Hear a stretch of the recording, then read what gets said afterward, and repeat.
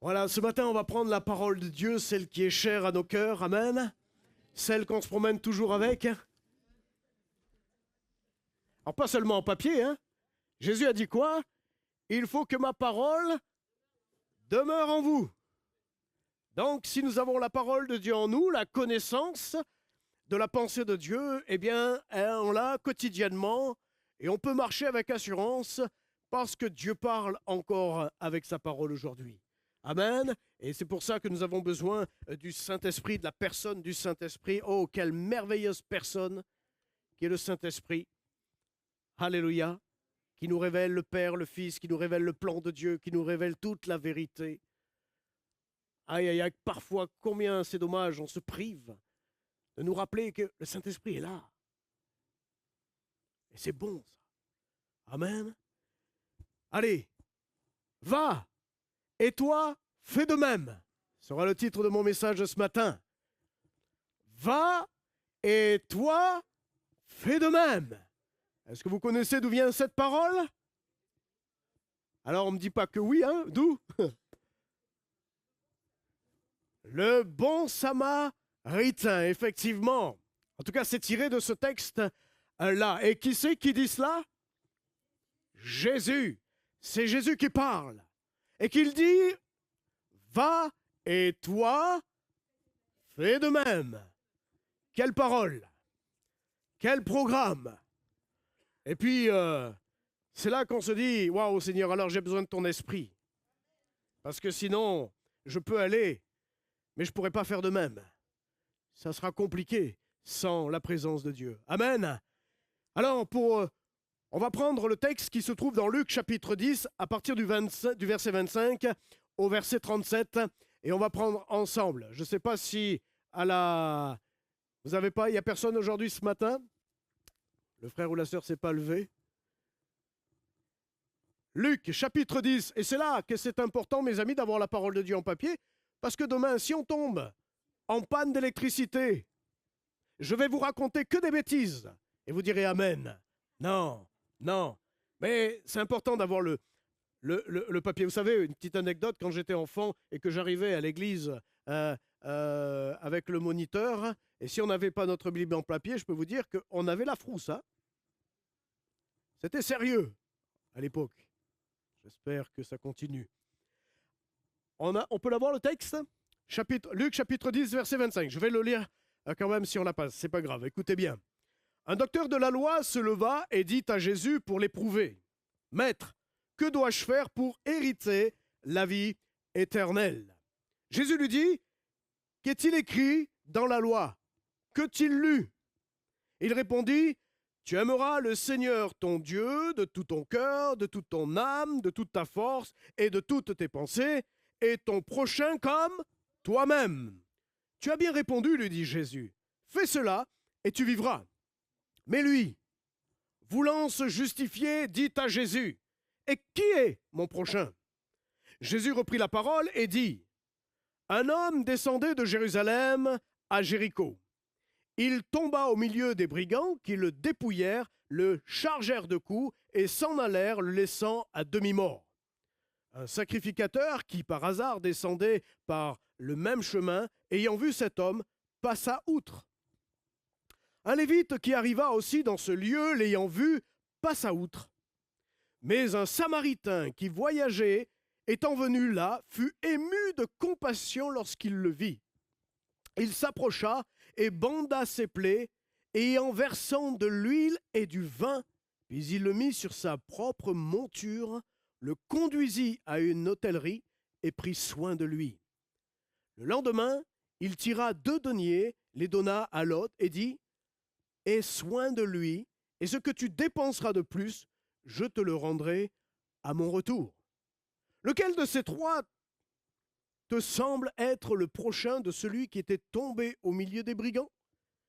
C'est celui qui a exercé la miséricorde envers lui, répondit le docteur de la loi. Et Jésus lui dit, va, et toi, fais de même. Quel texte extraordinaire! En méditant ce passage-là, je réalisais, peut-être que je le savais déjà, mais c'est venu encore plus confronter mon cœur, c'est qu'il nous est dit, il eut un bon samaritain. C'est le mot bon qui a sauté à mes yeux. Bon samaritain. Des samaritains, il y en a plein.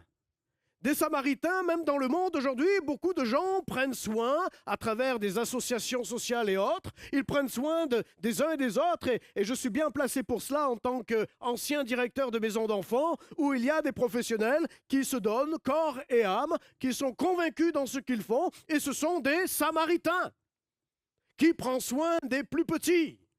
Mais la Bible nous parle d'un bon samaritain, comme la Bible nous parle d'un bon berger. Il y a des bergers, mais il y a un bon berger.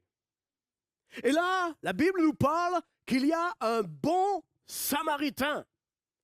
Alors, de quoi s'agit-il? C'est tout simplement que Jésus est en train de parler de lui-même en tant que bon. Tout ce qui est bon avant quelque chose, c'est un type de Christ. Le bon berger, qui est un type de Christ, et le bon samaritain, qui est un type de Christ. Amen. Alors, pour revenir un petit peu dans le contexte de cette histoire, il faut savoir que Jésus était avec ses disciples, entouré certainement d'une foule, et au milieu de cette foule, il y avait des religieux, et notamment cet homme qui est un docteur de la loi, et qui, se lève et dit à Jésus, pour l'éprouver. Alors, un docteur de la loi, c'est quelqu'un qui a la connaissance de la loi de Moïse. Il est un maître à quelque part de la loi de Moïse. Il fait partie de ceux qui peuvent uniquement interpréter et enseigner la loi de Moïse. Donc c'est un homme qui en a dans le cerveau, qui a une grande connaissance de la loi de Dieu. Et quand il se lève pour voir Jésus, il se lève pour éprouver Jésus. Il n'est pas là pour chercher des réponses à des questions. Il n'est pas là pour essayer de comprendre parce qu'il lui manque, lui, des éléments et parce que, non, c'est un homme de la loi qui se dit connaître toute la loi et que, ce Jésus-là, ce Jésus qui n'a pas fait d'école, ce Jésus vient parler d'un message du salut qui est à travers la grâce et la foi. Or, la loi, est plutôt dans « il te faut ». Pour être sauvé, il te faut. Il y a beaucoup de religions, de systèmes religieux qui malheureusement, ils amènent les gens à dire, mais si tu fais plus d'œuvres, si tu fais plus de ça, si tu fais plus de ceci, peut-être dans la balance, tu trouveras le salut et peut-être que Dieu, dans sa grâce, te pardonnera, mais il te faut, œuvrer, il te faut œuvrer. Et là, la parole de Jésus vient un petit peu, déranger les religieux. Et quand on lit les évangiles, c'est toujours les religieux qui venaient embêter Jésus. C'est pas le peuple, c'est les religieux, ceux qui ont la connaissance de la loi. Donc le docteur souhaite éprouver Jésus, certainement parce que Jésus parle, voilà, comme je disais, du salut par la grâce, par le moyen de la foi. Et c'est presque un blasphème, hein, quelque part, pour ce juif, pour ce religieux. Amen. Et vous savez que éprouver, le verbe éprouver, c'est vraiment l'esprit religieux, esprit de contradiction, se lève toujours contre la pensée de Dieu. Et on le voit dans les Écritures, combien de fois les religieux viennent attaquer la pensée de Christ. Derrière, ce sont des esprits méchants, religieux, qui viennent contredire la pensée de Dieu réelle. Et c'est pour ça que cet homme se lève et il vient l'éprouver. En disant quoi? En lui disant quoi? Que dois-je faire pour hériter la vie éternelle? Lui, il la connaît selon la loi. Et il vient éprouver Jésus. Comment je peux trouver la vie éternelle? Et la chose extraordinaire de Jésus, c'est qu'il vient à travers la loi. Qu'est-il écrit? Qu'est-il écrit? Et cet homme va répondre, Tu aimeras le Seigneur ton Dieu de tout ton cœur, de toute ton âme, de toute ta force et de toute ta pensée, et ton prochain comme toi-même. Et Jésus lui dit, tu as bien répondu, lui dit Jésus, fais cela et tu vivras. Mais son cœur tortueux, son cœur religieux, son cœur qui n'a aucune relation personnelle avec Dieu, qui n'est juste dans une connaissance théologique, intellectuelle, eh bien, il n'est pas satisfait de la réponse de Jésus. Il veut se justifier. Combien de fois, parfois, nous nous justifions devant Dieu de nos manières de faire, peut-être de nos manquements aussi. Parfois, nous avons une ferme assurance en nous-mêmes et qu'on peut remettre en question les choses que Dieu aimerait faire. Parce que ça ne correspond pas à notre manière de percevoir les choses. Et des fois, on peut s'éloigner. D'où l'importance d'être attentif à la parole de Dieu. Et lui dira, qui est mon prochain? Croyez qu'un homme si intelligent se pose de telles questions, franchement? Hein? Non. Derrière, c'est une œuvre de l'ennemi pour éprouver, pour empêcher que le véritable message de l'Évangile soit validé. Et tout esprit religieux est là pour empêcher que le véritable Évangile soit annoncé. Alors Jésus va se servir d'une parabole, mes amis. Une parabole. C'est quoi une parabole? Eh bien, c'est juste une histoire que Jésus va raconter. Et donc, c'est comme un récit, une histoire qui se cache, où se cache un enseignement et un mystère caché de Dieu. Jésus se servait, eh bien, de paraboles. Et il va lui dire, eh bien, voilà, ton prochain, quelque part, il va lui raconter à travers cette histoire de cette parabole, où on va reprendre. Et Jésus dit, un homme descendait de Jérusalem à Jéricho. Il tomba au milieu des brigands qui le dépouillèrent, le chargèrent de coups et s'en allèrent, le laissant demi-mort. Mes amis, qu'est-ce que ça enseigne pour nous, cette parole? Il descendait, cet homme, il n'y a pas de nom, et on pourrait y mettre chacun notre nom. Il descendait de Jérusalem à Jéricho. Il y a à peu près une dizaine, un peu plus, de kilomètres entre les deux.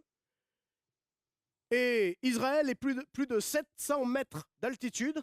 Jéricho à 200 mètres d'altitude. Et sur ce chemin-là est un chemin dangereux. Et Jérusalem, ça veut dire quoi? Ville de la paix, Shalom. Cet homme va quitter la ville de la paix et entrer sur un chemin dangereux. Mes amis, l'humanité a quitté le royaume des cieux par son péché. L'homme, par ses transgressions, par sa désobéissance, va quitter le lieu de paix, le lieu de la présence de Dieu, et va prendre un chemin dangereux où il nous est dit qu'il y a des brigands qui sont là pour détruire. La Bible nous parle du diable comme un menteur, un voleur, un assassin. Il cherche qui dévorer. Et quand on quitte la présence de Dieu, quand l'homme quitte, eh bien, la paix et la présence de Dieu, il se met en danger parce qu'il prend un chemin qui est dangereux. Une vie sans Dieu, mes amis, une vie sans Jésus-Christ est une vie dangereuse et nous le voyons aujourd'hui. Il n'y a pas une minute sans qu'il y ait un drame dans ce monde. Il n'y a pas une minute sans que nous entendons des catastrophes naturelles. Il n'y a pas une minute qu'on entend eh bien, des jeunes gens qui s'entretuent. Il n'y a pas une minute où nos gouvernements s'entretuent par des mots, par des méchancetés entre eux. Parce que le monde a décidé de quitter Dieu, de quitter la présence de Dieu. Mais le Seigneur a un beau projet pour l'humanité. Le Seigneur veut ramener l'humanité, il veut ramener l'homme à la paix, au shalom de Dieu, dans la présence de Dieu. Mon ami, quand tu as quitté la présence de Dieu, tu t'es mis en danger.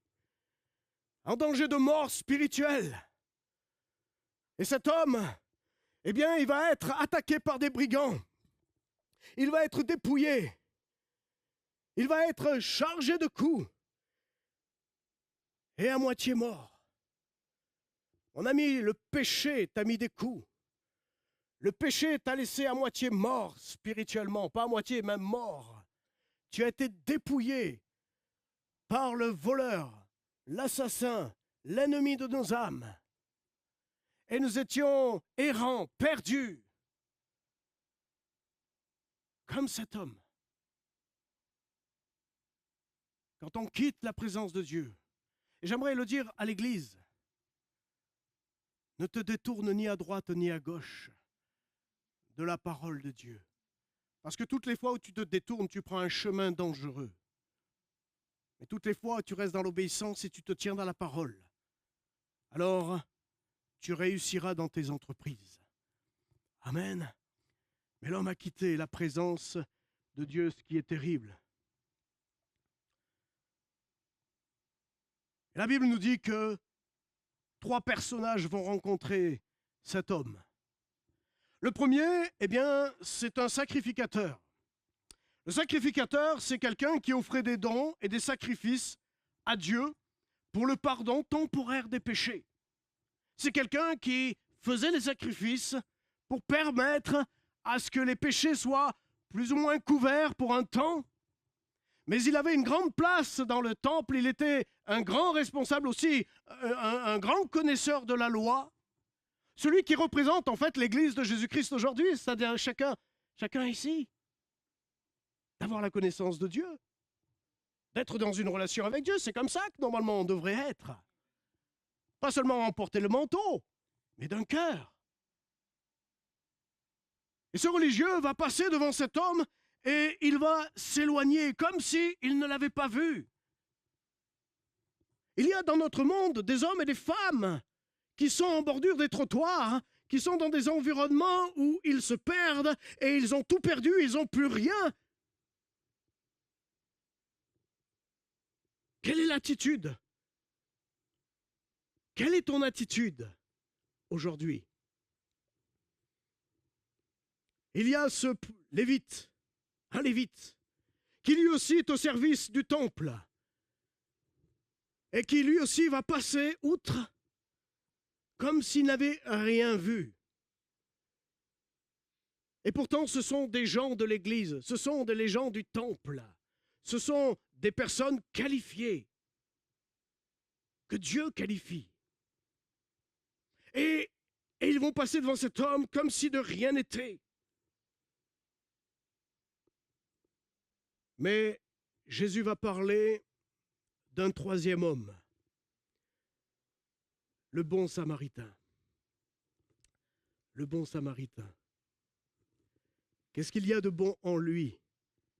Il y a un cœur de compassion pour son prochain. Il y a un cœur de compassion. Et vous savez, sans la compassion, Jésus n'aurait pas pu faire de miracle. Jésus avait un cœur de compassion pour tout homme. Et il est en train de parler de lui-même à travers cette parabole. Je suis le bon Samaritain.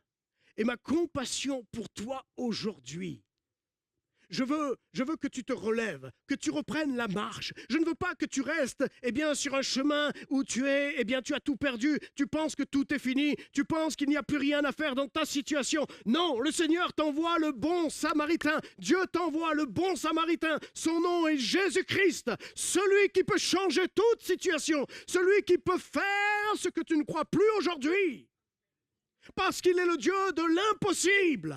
Et Dieu envoie son Fils Jésus-Christ il y a 2000 ans, afin que quiconque croit en lui ne périsse point, mais qu'il reçoive la vie éternelle, qu'il reçoive le pardon de ses péchés. Ce bon Samaritain va représenter l'œuvre de Christ en celui qui a été abandonné à moitié mort. Mon ami, tu as été moitié mort un jour. Un jour, tu as été mort spirituel. Mais Jésus est venu jusqu'à toi. Et qu'est-ce qu'a fait Jésus? Lis la parabole. Qu'est-ce qu'a fait Jésus? Alléluia. Ce Samaritain qui voyageait fut ému de compassion, plein d'amour pour son prochain. Combien de fois nous avons la gâchette rapide pour juger et condamner quelqu'un parce qu'il m'énerve ou parce qu'il ne rentre pas dans ce que je crois que Dieu croit. Des fois, on fait parler Dieu selon mes sentiments à moi. Oh, Dieu pense ça. Pourquoi? Parce que moi, je pense ça et je veux voir ça. L'Éternel dit que mes voix ne sont pas vos voix et mes pensées ne sont pas vos pensées. Elles sont bien éloignées. La gâchette est rapide. Mais que Dieu aplanisse nos cœurs dans un cœur de compassion et d'amour pour le prochain. Hé, mes amis, mardi dernier, un homme est venu ici dans ce lieu. Non, jeudi matin, pardon. Il est venu ici dans ce lieu, désespéré, ne sait plus vers qui se tourner. Il a fait tous les médecins, il a fait tout ce qu'il fallait et il était désespéré. Il est venu toquer ici. Il est venu jeudi matin. Je suis passé à peine une demi-heure avec lui. Il m'a déversé son cœur dans la misère et sa femme est au stade 4 d'un cancer. Lui, il a des douleurs de partout. Ils n'ont plus rien financièrement. C'est dramatique, c'est catastrophique. Ils sont dans des situations. Et si on n'arrive pas à les accueillir, mes amis, qui le fera? Croyez-vous que Dieu, dans ces temps de la fin, ne va pas nous envoyer des gens misérables, mais dont Dieu les aime et qu'il attend que le bon berger qui est en vous, le bon samaritain qui est en vous, en Christ, puisse accueillir? Vous allez me dire, oui, on fait déjà la solidarité évangélique. Oui, mais c'est pas que. C'est pas que. Cet homme a voulu prendre mon numéro de téléphone, on va rester en contact. Mais ce genre de personne, ça va venir plus souvent, mes amis. Parce que le monde s'enfonce de plus en plus et la pauvreté s'enfonce de plus en plus. Et les solutions pour les gens, il y en a de moins en moins. Et qu'aujourd'hui, si on n'a pas les papiers, si on n'a pas les bonnes cartes, etc., on n'a pas les mêmes soins, on n'a pas les mêmes suivis. Égalité, c'est fini. Mes amis, on vit dans un monde où l'ennemi de nos âmes veut détruire l'œuvre de Dieu, veut détruire même l'humanité. Mais Jésus est celui qui est le bon samaritain. Il est rempli de compassion et il s'approcha. Et qu'est-ce qu'il fait? Il va commencer à amener les premiers soins à cet homme. Les premiers soins pour soigner les plaies, verser de l'huile et du vin. Mes amis, est-ce que vous avez déjà mis du vin sur une plaie? Ça fait chanter la Marseillaise en breton. Parce que ça cuit. Mais en même temps, ça désinfecte. Mon ami, quand tu as pris conscience que le sang de Jésus était le seul moyen pour toi d'être sauvé et que tu as connu l'état de ton cœur qui était mauvais et pécheur, ça fait mal, ça fait pleurer de réaliser notre état dans lequel nous étions. Nous étions remplis de blessures, nous étions remplis de choses qui nous faisaient mal. Et quand on a réalisé l'œuvre de la croix et qu'il a fallu que je reconnaisse que j'étais perdu, que sans lui c'était fini et que j'avais besoin de la grâce de Dieu, et j'ai pleuré sur mon péché, réalisant ma souffrance et ma douleur et ma perdition. Ce qui m'a amené à plier genoux et reconnaître que Dieu est Dieu et que j'ai besoin du sang de Jésus, j'ai besoin de la grâce de Dieu sur ma vie. Alléluia! Jésus continue, il continue à soigner aujourd'hui. Il amène les cœurs, il ramène les cœurs dans la repentance. Combien de nouvelles naissances, soi-disant, sans repentance? S'il n'y a pas de repentance, il n'y a pas de nouvelle naissance. Si tu n'es pas soigné par Jésus-Christ, il n'y a pas de salut.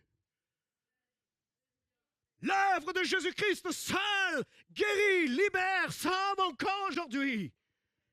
Le sang de Jésus et cette huile, la douceur, la tendresse, l'amour Et même dans les profondeurs des souffrances, elle vient calmer, elle vient apaiser. La présence du Saint-Esprit en toi, dans ta nouvelle vie. La présence de Dieu dans ta vie, qui amène la paix, qui amène la joie, qui amène la consolation en toi, qui amène le fruit de l'Esprit en toi, qui te permet de te poser et de voir les choses différemment et de sentir la présence de Dieu. L'huile, la présence de Dieu, la présence du Saint-Esprit. Celui qui se mouvait sur la surface de la terre. Alléluia. Celui qui a créé toutes choses par la parole. Cette huile, la présence de Dieu dans ta vie, qui restaure toutes choses, qui rétablit toutes choses en toi et qui cicatrise parfaitement tes souffrances. Je dis souvent, quand j'étais sans Dieu, c'est comme une plaie que je m'étais faite sur le bras. Et quand j'appuyais, j'avais mal. J'avais mal quand j'appuyais. Mais quand Jésus-Christ est venu me pardonner et me laver de tout péché, quand il m'a, par sa grâce, aimé et qu'il m'a accordé une grâce extraordinaire et que je l'ai accepté comme Seigneur et Sauveur dans ma vie, eh bien c'est comme si cette plaie, elle était toujours là parce qu'elle est cicatrisée, mais quand j'appuie, j'ai plus mal. Mon passé me fait plus mal. Mon passé, j'en ai été délivré. Alléluia! Ce que j'étais, je ne suis plus en Christ. Jésus guérit parfaitement les cœurs brisés. Jésus restaure parfaitement les vies. Là où tu as été dérobé, je ne sais pas dans quel domaine. Là où tu as été touché, affaibli dans ta situation. Le Seigneur est celui qui veut rétablir en toi toutes choses. Si tu t'approches par la foi et le croire, Seigneur, sois le bon Samaritain dans ma vie. Et le seul Samaritain, le véritable. Et après cela, ce Samaritain, qu'est-ce qu'il va faire? Il va prendre cet homme sur sa monture. Mon ami, Jésus a pris sur sa monture, qui sont ses épaules, il a pris ta vie. Il a porté tes fardeaux. Il a porté tes péchés. Il a porté tes iniquités. Il a porté, eh bien, cette ordonnance qui te condamnait. Il a porté sur lui ta vie. Et aujourd'hui, alors qu'il a pris sur lui ces choses-là, c'est le jour de la liberté. Celui qui croit au Seigneur Jésus sera sauvé. Jésus a porté à la croix à ta place tes souffrances. Et aujourd'hui, tu n'es plus obligé de rester dans ta situation. Aujourd'hui, tu peux voir changer les choses si Christ devient ton Seigneur et ton Sauveur dans ta vie. Si tu reconnais que tu as besoin de lui, Seigneur, je reconnais que je suis pécheur. Je reconnais que je suis loin de toi. Je reconnais que sans toi, je suis perdu. Mais grâce soit rendue à Dieu, que tu aies porté à ma place, que tu as arraché, Seigneur, les choses qui me condamnaient. Tu les as arrachées, tu les as portées, et tu en es mort à cause de celles-ci. Et en échange, eh bien, tu m'as transmis la vie éternelle. En échange, la vie que tu avais reçue du Père, eh bien, tu me l'as transmis, tu me l'as injectée en moi, en mon esprit, et je suis une nouvelle créature. J'ai été régénéré, changé. Ce que j'étais avant, c'est fini. Le brigand que j'étais avant, c'est fini. L'alcoolique que j'étais avant, c'est fini. Le gars violent que j'étais avant, c'est fini. Maintenant, c'est une violence qui m'anime pour les choses de Dieu. Alléluia! Quand je pense à mes choses d'avant, je me dis, mais est-ce que c'était vraiment moi à l'époque? Parce que Jésus a changé et il le fait parfaitement. Il change, et il veut changer ta vie ce matin. Il veut changer ta situation ce matin. Il veut te rendre libre, comme on l'a lu tout à l'heure dans Hébreu. Il est le Dieu qui libère encore aujourd'hui. Amen. Il a porté sur lui, il a tout accompli. Mais il ne le laisse pas comme ça. Il va l'amener à l'auberge pour y être soigné et pris en charge. C'est l'Église. L'Église est un hospice de bienfaisance. C'est un lieu où normalement devrait se pratiquer l'amour de Dieu, la paix de Dieu, le souci et la compassion pour l'autre, les uns avec les autres. Quand Jésus lui dit, mais quel est écrit? Et il dira, et ton prochain comme toi-même, aime ton prochain aussi comme toi-même. C'est un sacré programme, n'est-ce pas? Mais je crois qu'il nous faut nous préparer parce que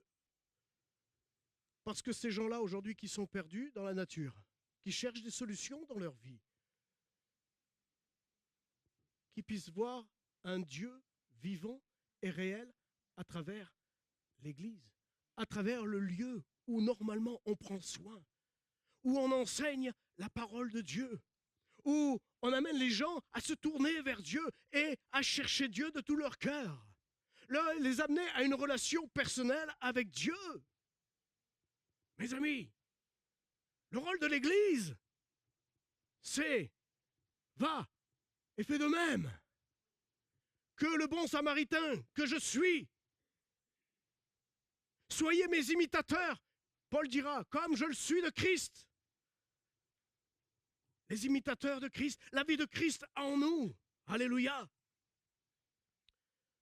Et puis, une chose, je me suis dit, waouh, Seigneur. Il est dit, et le lendemain, il tira 2 deniers, les donna à l'autre et dit, aie soin de lui, et ce que tu dépenseras de plus, je le rendrai à mon secours, mon retour, pardon.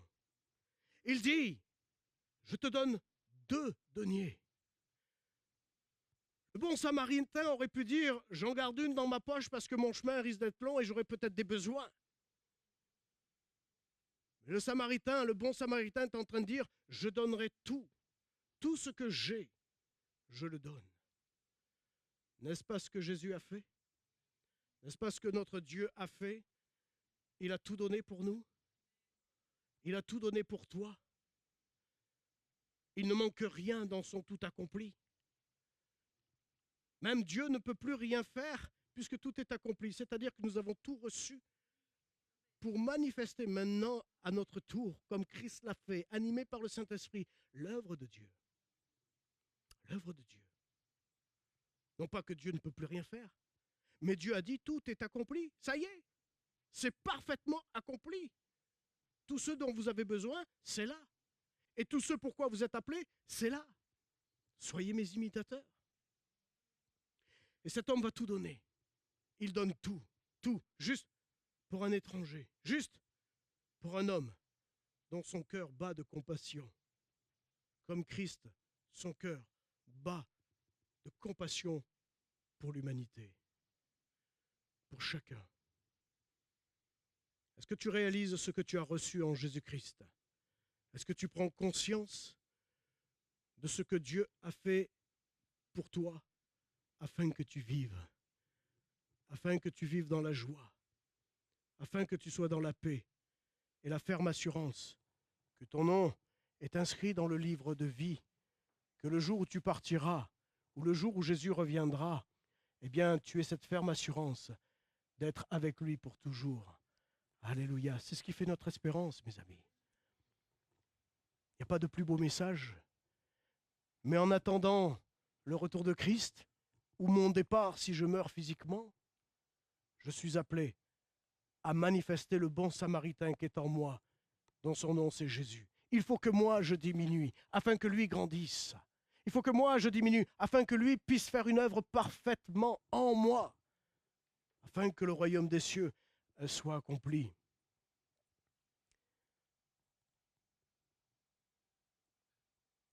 Je ne vais pas vous poser la question comme Jésus l'a fait à ce religieux en lui disant quel est des trois qui a été le plus miséricorde. On le sait. Mais la question qui se pose, suis-je un de ces bons samaritains? C'est une vraie question, mes amis. C'est une vraie question que nous devons nous poser. Matthieu 1,15 nous dit que celui qui a des oreilles pour entendre, pour entendre ce que l'Esprit aussi veut dire à l'Église. Qu'est-ce qu'on peut retenir? Qu'est-ce que tu peux retenir ce matin de la prédication?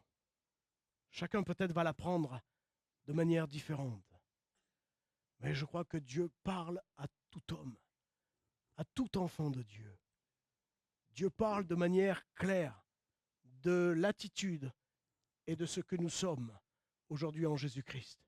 Nous étions cet homme perdu sur le chemin, mais nous avons été rétablis en Jésus-Christ. Et aujourd'hui, si je vis, ce n'est plus moi, mais c'est Christ qui vit en moi. Seigneur, aide-moi à manifester cet amour. On peut prier quelques instants?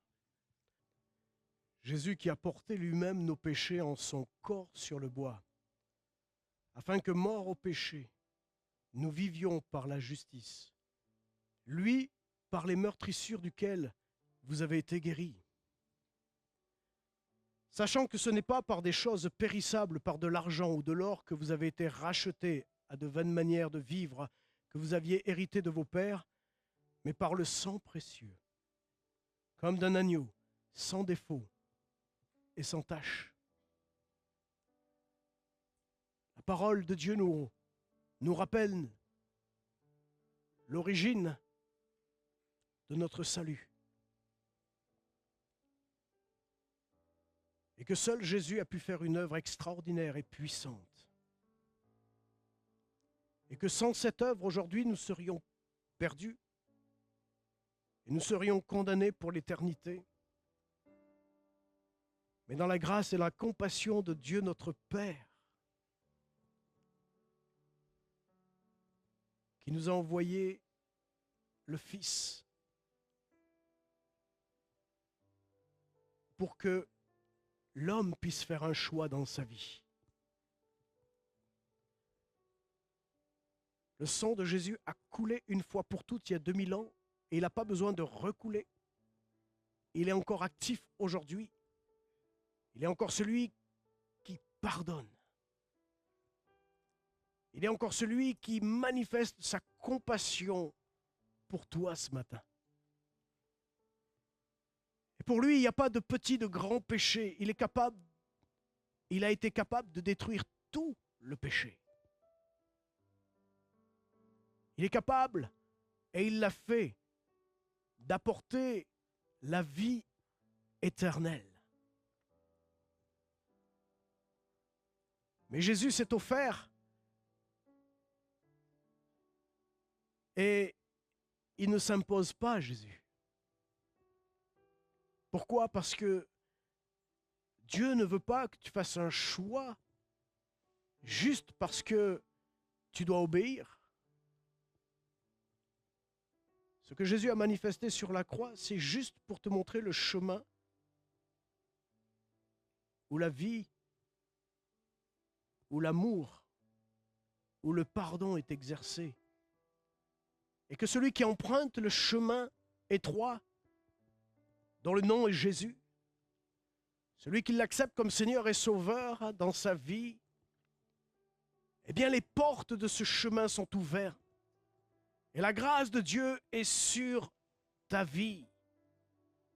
Et quand il te voit, alors que tu t'es repenti, que tu as donné ta vie à Jésus, quand il te voit, il ne voit plus de condamnation sur ta vie.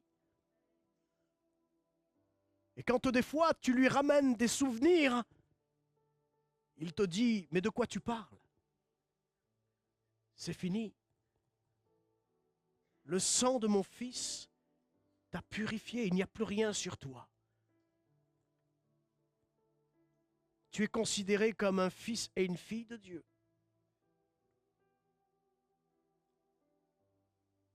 À quel autre Seigneur irions-nous? C'est toi qui as les paroles de la vie. Peut-être ce matin, quelqu'un souhaite faire une démarche avec le Seigneur Jésus. Réalise son état de perdition et qu'aujourd'hui, vous prenez conscience que vous avez besoin de Jésus, que vous avez compris qu'il est celui qui a lavé. Il s'est débarrassé des choses qui vous collaient à la peau et qu'aujourd'hui, il veut marcher avec vous. Il veut que vous apparteniez au royaume des cieux. Il veut que vous apparteniez. Si c'est ton cas ce matin, lève juste ta main pour que je puisse prier pour toi. Oui, le Seigneur vous voit tous les deux, oui. Oui, alléluia, Seigneur.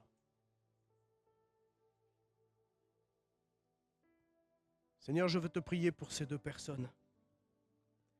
Si tu les as amenées ici ce matin, ce n'est pas le fruit du hasard,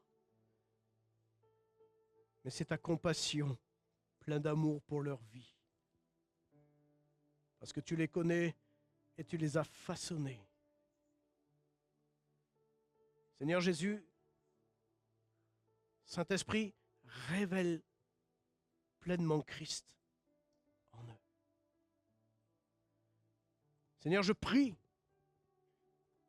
que cet instant-là même, leur vie soit changée. Mais Seigneur, c'est une démarche personnelle. Et vous qui avez levé la main ce matin, faites votre démarche avec le Seigneur. Je vous ai amené jusqu'à Christ et maintenant c'est une affaire entre vous et Christ.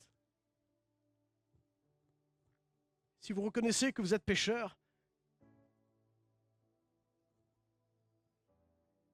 et que vous l'invitez dans votre vie comme le Seigneur est sauveur, même si vous ne comprenez pas tout aujourd'hui de l'Évangile, mais le Seigneur va vous révéler toutes ces choses-là. Alors il dit que le salut est pour maintenant. Pour maintenant, toi qui as levé ta main ce matin, si tu es devant le Seigneur et tu l'invites dans ta vie, parce que tu reconnais que sans lui tu es perdu. Le Seigneur t'invite et sa parole nous dit que nos noms sont inscrits dans le livre de vie. Est-ce que c'est ça que tu as fait dans ton cœur ce matin?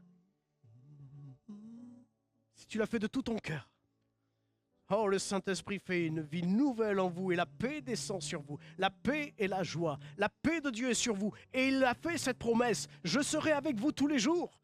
Je serai avec vous tous les jours. Faites-moi confiance par la foi. Je serai avec vous. Et rejoignez une église locale. Là où est prêché l'amour de Dieu. Là où est prêché la vie de Christ. Là où est prêché la parole de Dieu, vivante, efficace. Là où l'Esprit de Dieu est. Alléluia, Seigneur. Merci pour ces deux personnes que tu es en train de façonner maintenant. Et qu'ils découvrent en toi, Seigneur, le véritable Seigneur et Sauveur de leur vie. Alléluia. Prends un chant.